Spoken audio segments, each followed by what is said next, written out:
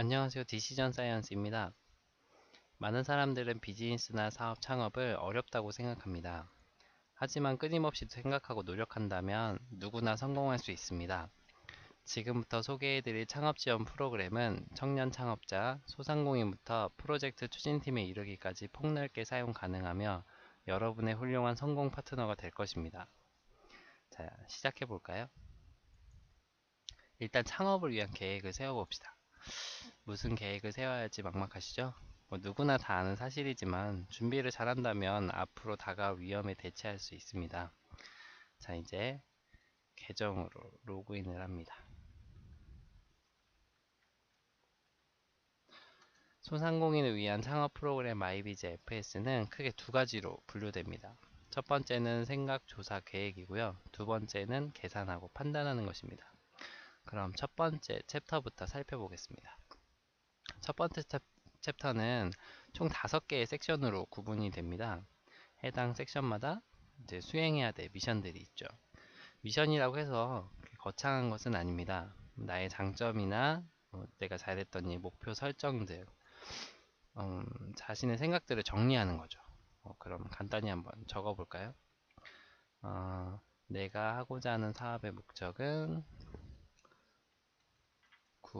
구매자의 생각대로 색이 변하는 옷을 만들어 판매한다. 그리고 사업을 하기 위해서 다음 같은 기술이 필요하다. 사람의 생각을 읽어 자동으로 색이 변하게 해주는 프로세스 개발. 그리고 명령을 인식해서 색감이 바뀌는 디지털 옷감 개발. 그리고 사업을 할 장소와 사업장의 설치 예정지는 강남 테헤란로의 본사 및 매장, 그리고 제품 연구소. 이렇게 하면 될 것 같습니다. 이런 식으로 질문에 답변하듯이 이제 이렇게 생각을 적고 이제 채워 나가시고 나머지 페이지도 채워 나가시면 계획이 완성됩니다. 차근차근 진행하시다 보면 생각이 구체화되면서 자신감이 생길 겁니다. 자, 이제 두 번째 챕터로 넘어가 볼까요?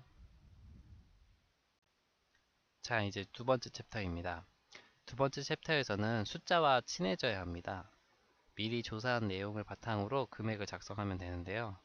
그럼 사업 아이템부터 한번 적어볼까요? 이름은 색이 바뀌는 옷. 그리고 나머지 재료나 운송 등도 조사한 내용으로 작성해 보도록 하겠습니다. 이렇게 예상된 제품 가격으로 판매량도 한번 생각해 보면 연간 매출이 계산이 되겠습니다. 자, 그럼 이제 사업을 시작하면서 들어가게 되는 비용을 한번 계산을 해볼까요? 다음 페이지로 넘어가겠습니다. 자, 이제 사업의 초기 투자비를 한번 생각해 보겠습니다. 보증금이나 인테리어비 등이 필요하겠죠? 보증금, 구입자는 A 부동산, 단가는 6천만원. 이런 식으로 이제 그 외 예상되는 내용을 조사한 후 작성을 하겠습니다. 초기 투자 비용이 계산이 되면 이제 이 초기 투자 비용보다 약간 넉넉하게 해서 조달 금액을 설정해 보도록 하겠습니다. 그리고 이제 하지만 이 빌린 돈인 만큼 이자는 잊지 말아야겠죠? 이자율 설정. 자, 이렇게 입력을 할 때마다 계산이 자동으로 되니 참 편합니다. 그리고 나머지 매출이나 인건비, 이제 사업체를 운영하면서 매달 나가는 비용들 있죠. 임차료나 제품 생산 비용, 뭐 이런 것들도 다 생각을 해서 자료를 토대로 작성해 나가시면 됩니다.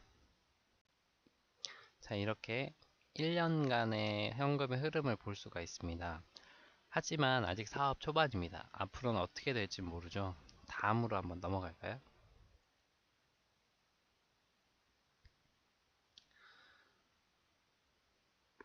전 페이지에서 작성한 데이터가 넘어와서 1차 년도 표를 기준으로 자동으로 3년간의 계획을 완성합니다. 뭐 2년차와 3년차도 비슷하겠지만 아무래도 사업이 더 잘 된다는 긍정적인 생각으로 전년보다 매출이 이 정도 증가했다고 적용하면 되겠습니다. 뭐 마이너스를 적용시키실 생각이 나면 말리지 않겠습니다. 그때는 증가율이 아니라 감소율이 되겠네요. 자, 이제 3개년 계획을 분기별로 나누어 살펴보면 이득이 됐는지 안 됐는지 알 수 있지만 뭐 꼭 그렇다고는 할 수 없습니다. 왜냐고요? 다음으로 한번 넘어가 볼까요? 이번에는 손익 계산입니다. 실제로 내가 얻는 손해와 이익을 알 수 있습니다. 전 단계의 현금 수지는 빌린 돈을 포함해서 내 손에 들어오고 나가는 모든 현금의 흐름을 적었기 때문에 실제 얼마의 손해와 이익이 발생했는지 알 수 없습니다. 하지만 현금의 흐름도 사업 유지의 중요한 지표이기 때문에 무시하면 안 되겠죠? 3년 동안 내가 열심히 사업을 계획대로 지켜나간다면 이 정도의 이익이 생기는군요. 숫자만 보니 감이 안 오시죠? 이번엔 그래프를 통해서 보겠습니다. 자, 정기예금 이자율을 입력하겠습니다. 자, 사업 초반에 들어간 이 투자 비용 때문에 아무래도 이익은 저희 마이너스부터 시작을 하겠습니다. 하지만 시간이 지나 요 매출이 누적이 되면서 그동안 사용했던 비용들보다 더 커진다면 이제 이익을 얻는 사업이 되는 것이고, 만약에 그렇지 못했다면 다른 방법을 찾아봐야겠죠. 미래의 돈은 단순히 금액으로서 표기된 것이 다가 아닙니다. 정말 그 돈이 내게 이익을 주는지 아닌지 알려주는 몇 가지 값들이 있는데요. 그게 수년제 가치, 그리고 내부 수익률, 손익분기점 등이 그것인데요. 이 용어들을 한번 간단히 살펴볼까요? 첫 번째는 현금 수지입니다. 내 손에서 들어오고 나가는 것을 말합니다. 사업에서 중요한 것은 적정 수준의 실제 돈이 내 손에 쥐고 있어야 된다는 것이죠. 두 번째, 순현재 가치입니다. 똑같은 액수라도 미래의 돈의 가치는 지금의 돈의 가치보다 적기 때문에 이자율로 그 가치를 깎아내려 미래의 돈을 지금의 돈으로 만듭니다. 지금의 이제 100만 원은 미래의 100만 원보다 훨씬 더 가치가 있기 때문에 미래의 100만 원은 현재 90 몇만 원과 비슷한 셈이죠. 자, 이렇게 미래에 얻게 될 수익을 깎아서 다 더한 값을 바로 NPV, 순현재 가치라고 합니다. 그 값은 0을 기준으로 높아질수록 이득이 되며 음수가 커질수록 손해를 보게 됩니다. 세 번째는 내부 수익률인데요. NPV 값을 이해하셨다면 내부 수익률도 어렵지 않습니다. 같은 맥락에서 출발하니까요. NPV 값을 구할 때 미래의 돈과 현재의 돈의 가치를 비교하는 기준으로 은행 이자율을 사용하는데요. 이 이자율이 얼마냐에 따라서 미래의 돈의 현재 가치가 바뀌는데, 이자율이 높으면 현재 가치가 줄어들고 이럴 때 NPV 값이 떨어지게 되며 0이 되는 이자율을 알 수 있습니다. 이때의 이자율, 즉 할인되는 퍼센트를 내부 수익률이라고 합니다. 내부 수익률은 NPV 값을 계산할 때 사용했던 이자율보다 높을수록 좋은 것입니다. 네 번째는 회수 기간인데요. 처음에 투자했던 원금을 회수하는 데까지 걸리는 기간입니다. 빨리 회수할수록 좋겠죠? 마지막은 손익분기점입니다. 버는 돈과 쓰는 돈이 같아지는 지점이죠. 한 달을 기준으로 두고 이번 달에 100만 원을 벌었는데 100만 원의 돈이 들어갔다면 손해도 이익도 아닙니다. 매달 BEP 이상의 매출은 올려야 손해를 벗어나는 것이죠. 즉 최소한의 목표가 될 수 있습니다. 지금까지 여러가지 지표들에 대해서 알아봤습니다. 살면서 잘 안 써봤던 용어라면 좀 어색하겠지만 익숙해지셔야 됩니다. 자, 이제 마지막 페이지입니다.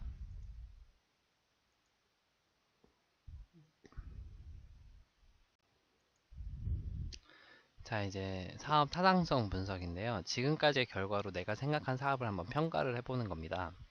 이제 처음에는 총합이 이제 100점이 되도록 각각의 요소에 가중치를 적용해 줍니다. 각각의 가중치는 줄이셔도 되고요. 이렇게 올리셔도 됩니다. 하지만 총합은 상위 요소의 가중치와 같아야겠죠. 역시 상위 요소의 가중치도 바꾸실 수 있습니다. 자, 그러면 판단을 해보겠습니다. 이렇게 자기 생각대로 판단을 해주시면 되고요. 총 판단이 다 되셨으면 여기에 이제 최종 점수가 나타나고요. 이 점수를 토대로 사업을 진행하실지 마실지는 여러분의 몫입니다. 네, 이렇게 판단이 다 끝난 후에는 나머지 부분들도 이제 작성하시면서 이제 사업을 최종적으로 추진할지 말지에 대해서 판단하시면 되겠습니다. 그리고 이제 인쇄와 저장 기능이 따로 있는데요. 인쇄는 이제 브라우저에 있는 인쇄 기능을 통해서 인쇄가 되고요. 저장은 워드 프로세서를 사용할 수 있게 파일로 저장이 되겠습니다. 인쇄를 할 때 이제 브라우저마다 있는 기능이 있는데요. 미리 보기를 이용해서 어떻게 인쇄가 되는지 볼 수 있습니다.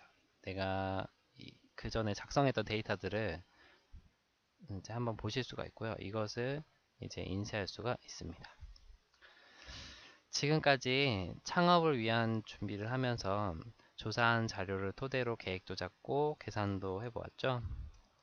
이렇게 관심으로 배우면서 노력한다면 성공에 한 걸음 더 다가가는 게 어렵지 않습니다. 사업이 어떻게 될지 모르지만 이런 과정을 통해 앞으로 발생할 수 있는 리스크를 생각하고 대처법을 준비한다면 실패하는 일은 없을 것입니다. 이상으로 마이비즈 FS의 소개를 마치겠습니다. 저희 디시전 사이언스는 고객의 입장에서 생각합니다. 창업하는 모든 이들에게 신뢰를 얻고 쓰임받기 위해 오늘도 노력하고 있습니다. 감사합니다.